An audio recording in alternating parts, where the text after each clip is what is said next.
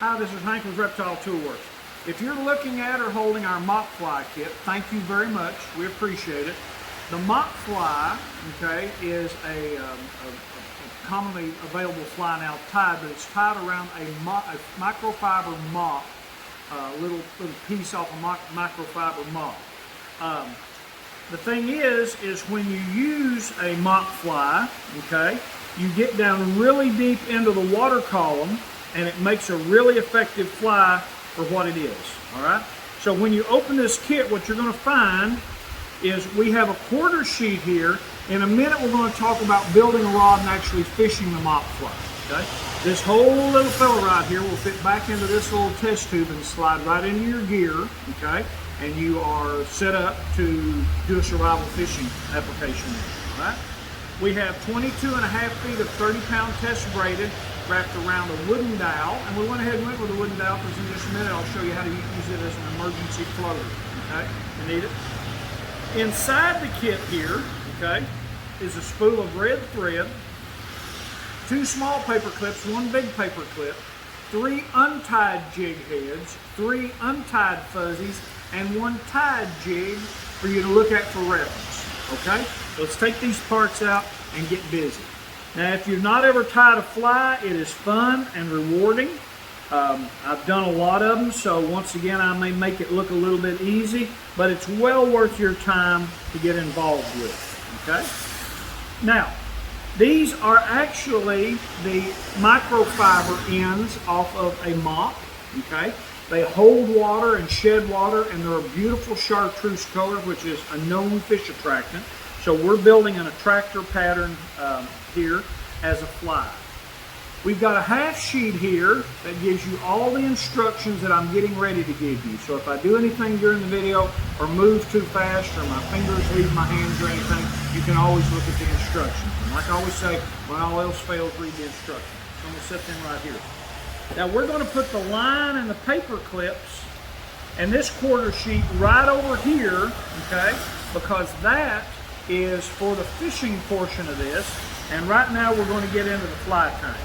All we need to tie this is a sharp edge of some kind to cut the thread with, but we have some lovely red thread here, and what I'm going to do is, I know this fly can be tied with a length of thread about as long as my arm. So if you've got little bitty short arms, cut it a little longer. If you've got little bitty stubby arm, great big long arms, cut it a little shorter and you'll be all right. So cut yourself a piece of thread like this and you're ready to start. Now, the jig is designed with a weighted portion on it, so in the water it rides upside down. We cast these for this project, and this is a 1/32 ounce jig.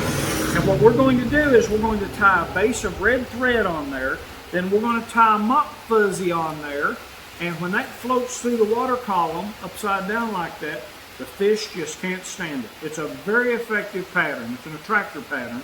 But now the thing about this that's great, you can also add bait to this hook and fish it. And actually with the microfiber, let's say you find 1 worm, okay? In your survival scenario, you got 1 worm. Well, you can take that worm and pinch a bit of it off and mash it into the microfiber and make it taste and smell and fish it and conserve bait that way, okay? But I happen to know this is a great killing fly on smallmouth. I've used it many times, and it is a great fly on trout as well. I tie a lot of different flies, fly fish and spin fish. It's a good fly and my choice for survival kit, okay? So what I'm gonna do is grab this thread, pick it up here, I'm gonna hold it, catch it back here between my thumb and forefinger, and I'm holding it tightly. I'm gonna wrap forward and back, and I'm wrapping a layer of thread tightly and holding the tension on it, and that layer of thread goes from the back of the lead here to across from the barb on the hook, and then I'm going to come forward one more time, and then I'm going to wrap back a little bit. See what I've got right there? You see that? You got it? Okay. Now I'm going to come in and holding tension on the thread with these fingers, I'm going to take this mop, make sure I've got the end that was tied to it. You can tell because you can fuzz a little bit of it out there. Okay, make sure you got the right end. I'm going to hold it right here. I'm going to wrap around it and not let it spin. I'm going to hold it tightly and I'm going to wrap it firmly right there, and then I'm going to wrap forward so that what it does is it traps and ties down the mop fly fuzzy, and it will tie it very tightly. I've wrapped all the way up. Now the reason we're using red thread is because red in the fish's world looks like a gill or looks like blood and will induce a strike. Remember, this is an attractor pattern, all right? Now what I'm going to do is I'm going to put in a single half hitch to tension my thread, and then I'm going to put in a half hitch that has 3 loops in it. It's in the instructions. My fingers don't leave my hands at any point in time, but I'm going to reach up here and open these fingers up, make a loop, reach through it, and still holding the tension, I'm going to pull a tight half hitch there so the fuzzy doesn't move. Now I'm going to come back, wrap through that, and then I'm going to go through it once, twice, 3 times, and what that does is when I pull that down and work it around there, that makes a little bit of a whip finish so that things don't come loose, all right? Now, on these particular flies, I'm going to go ahead and cut, this is called the tag, the end of the thread. I'm going to cut them both long, and if you see they're hanging down there, the first one is a starter tag, but the second one is hanging down. If you cut it really close, sometimes it will unwind and start to untie your whip finish, and that's not good. Now, if you have nail polish or a little drop of super glue or a little drop of adhesive of some type you want to put on that, it can make the fly a little bit more durable, but these are an incredibly durable fly. I can't pull a little fuzzy off. An incredibly durable fly. Once it gets wet, it sinks through the water column and the fish can't stand it, okay? Now, when we come back in a minute, I'll be unpacking this, but my recommendation would be to look at the model you've got, okay? Tie these flies to match it, okay? And then you can tuck, now I'm going to take this apart, but you can tuck all this, the string, you can roll up the instructions and put them in here, you can drop the paper clips in here, and you can thread your 4 flies in there and put a lid on this, and you're good to go. Now in a minute I'll also show you how you can use this as an emergency floater too. But that's how you tie a mop fly. The second section is going to be how you make a fishing tool to fish with the mop fly. Hello, I'm back. I had really hoped to do this maybe on the water, but we're getting the remnants of the hurricane this weekend that's hitting the coast, so it's been difficult enough to try to find some place to shoot. So I'm just going to do it right here and we're going to move forward. You have 22.5 feet of 30-pound braided line here, and the reason we went with braided is so when you take it off and kind of pull it just a little bit to straighten, it won't have the memory that monofilament would, okay? But this is really good braided line. So I'm going to go ahead and rig this really quickly just to show you how to do it. Now I have made me a fishing pole or a fishing rod here, and what I did is I took a lovely piece of native river cane, okay, and I have, using duct tape, I have spliced it to a longer pole, and what I have done is made me a pole long enough to reach out, and the fishing process is called dapping. That way I can raise and lower it. Okay, I've got a little bit of flexibility in it.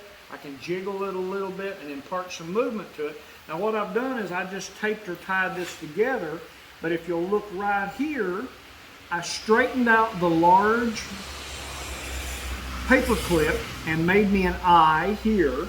And then if you'll look out here at the end, okay, what I did is I made me another eye out of the small paper clip. And I'm going to run the line through that, and you'll see in a minute that what that does, I mean, you could just tie it to the end of it, but it does 2 things. It brings the line all the way back to me, so if my rod breaks, I'm still fighting the fish by hand. And also, I can raise and lower the line, so I can raise and lower the lure, and I can reach out there in places and drop it through vegetation, drop it into areas, and then set the hook. So we'll just rig it real quick and then talk about it. So what I'm going to do is come through the back eye here, and I'm going to thread my line. Then I'm going to come through the upper eye here and put my line through it, okay? And see, I've got my line, my rod threaded here. I'm going to go ahead and come in and attach it to one of the jig heads I've got. Now the other thing about having a jig head is the jig head is going to allow me to move it up and down. Now I could spend about 10 minutes discussing which type of knot you should use. If you're in a survival situation and you need to attach this and you don't want to worry about it, pull that line down this way, make a big loop, okay? And you make a double overhand by putting the fly through that loop once, and then you put it through that pair of double loops again from the same direction, and that will tie a double overhand loop knot just like that, okay? And that's a good knot, okay? It'll hold pretty good. You can tie a Pitson, you can tie an improved clinch. Like I said, we could start a fist fight not only over the fly I'm using, but we could discuss knots for an extended period of time. Braided line, if you tie any kind of knot repeatedly in it, it's probably going to hold really well for you. Now, if I need to use a floater on this, okay, if the jig's heavy, and I might want to hold it in one place, or if I'm in a stream, I don't want it to get too far down into the vegetation, you got a couple options. One, you can come in, tie a knot in this, stuff the line down in the tube, pop the tube, okay, and let me grab my line right here. See, I have a floater or flotation device built right into the tube, all right? Isn't that fun? If that's a little too heavy for the work you're doing, okay, you can pop that tube back out. You can come in, and you'll see there's a split on each end of the stick. What I can do is I can put the line in the split of this portion of the stick, put a half hitch around it, pull it down, come up on the other side of this, thread the line through the split, put a half hitch in it. This is shown on the paperwork. And what I've got now is, look here, I've got a lovely little stick floater on there. If I was going to fish with this for a long time, I might put a little wax or a little grease or something on the floater to keep it floating better. But you see what I've got? I have a rod right here. Now, the most important thing that you can do right now, before we even demonstrate this, is come to the other end of the line, okay, fold it up, and tie a loop in it. You can just use a double overhand delay here. You can tie a loop, okay, tie a loop, and put that loop around your wrist, okay? That way you don't lose this, or if you get in a fish fight with a great big fish, you're not going to lose it, okay? So what I can do now is I am now ready to go fishing. Make sure my loops are the way I want them. Make sure my eyes are in good shape. Get that flipped over here, okay? And I have great control, okay? And I'm going to step out here in the Hurricane Kentucky, and we're going to talk about fishing with this, all right? If you see how far I've got out there, I can drop the line accordingly, okay? I can jack from some distance, or I can swing it back and forth and basically make a cast out there. Now, I've got a really long rod on here, but this also allows me to increase or decrease the length of this by having a couple guides in it. And like I said, a lot of times when you're fishing, you can reach right down into an area, manipulate the rod, okay? When you're ready to set the hook then, you can merely strip strike by pulling back on this, okay? And then once you have the fish in play, you can merely bring the rod forward, bring the fish to hand, okay? And hopefully have dinner. All right? Come here. Okay? So, you have an outstanding set of flies that you've tied yourself, and you have the ability to build a rod in those situations and use it. Yes, you can use this as a hand line and merely use the weight, okay, to throw it out there and fish with it, or you can go and build yourself an improvised rod and go a little more sophisticated. All right? Mock fly is a good fly, and it's a good tool to have in your survival toolbox. All right? Thanks from Reptile Toolworks, and if the hurricane doesn't wear me out, I'll have to go see if I can't catch it.